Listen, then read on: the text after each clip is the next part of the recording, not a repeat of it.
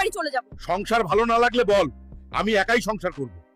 শোন, প্রতিবার তো তোর বাবা মা আসে আমাদের বাড়িতে। এইবার এর থেকে ভালো শ্বশুর বাড়ি গিয়ে বিয়ে বার্ষিকী পালন করি। একবার তো গেছিলি, মনে নাই?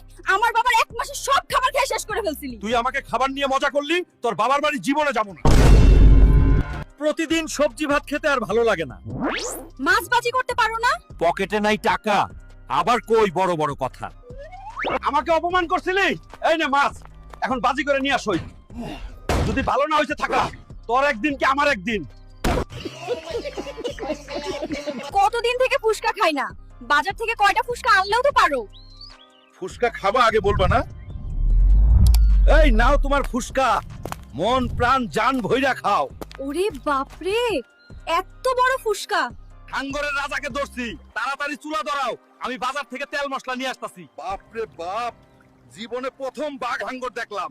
এই গ্রান বাইর হইছে, আহ মজা। এই গেরান সুইকে আবার গেরামর মাতব্বর নেতা আইসা বলবো সর্বনাশ। আসেন ভাই আসেন, হালকের ভাইরাল কেক খায়া যান। একবার খাবেন তো সারা জীবন পস্তাবেন।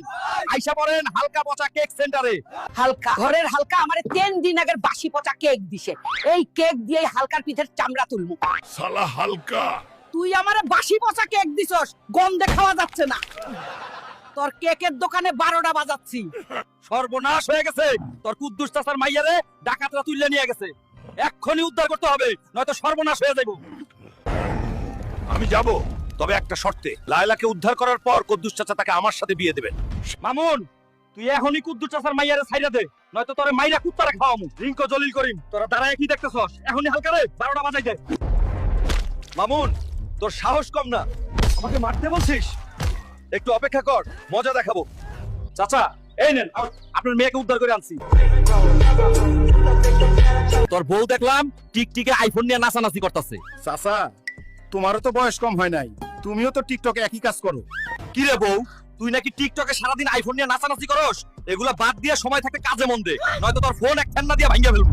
বন্ধুরা, আমার হাল্ক স্বামী এখনো বাপারাজ যুগে আটকে আছে। আপনারা চ্যানেলে সাবস্ক্রাইব করলে আমি তাকে হিরো আলম বানিয়ে দেবো। সারাদিন টই টই করে ঘুরোস, বাড়িতে যে চাল ডাল নাই সে খেয়াল আছে? আর তোর হাতে ওইটা কি? ওটা দিয়ে কি ভাত জুটবো? ঢাকা শহরে আইসা কি বিপদে পড়লাম রে, এখন তারের মধ্যে আটকা পড়ে গেছি। ছুটলে পারলে সোজা আমেরিকা চলে যাবো। তুই এখানে বসে বিয়ার খাইতেছস? তোর যে অবস্থা খারে, তোর তো খালি গাঁজা খাওয়ার কথা। এই শালা টিনের ডিব্বা।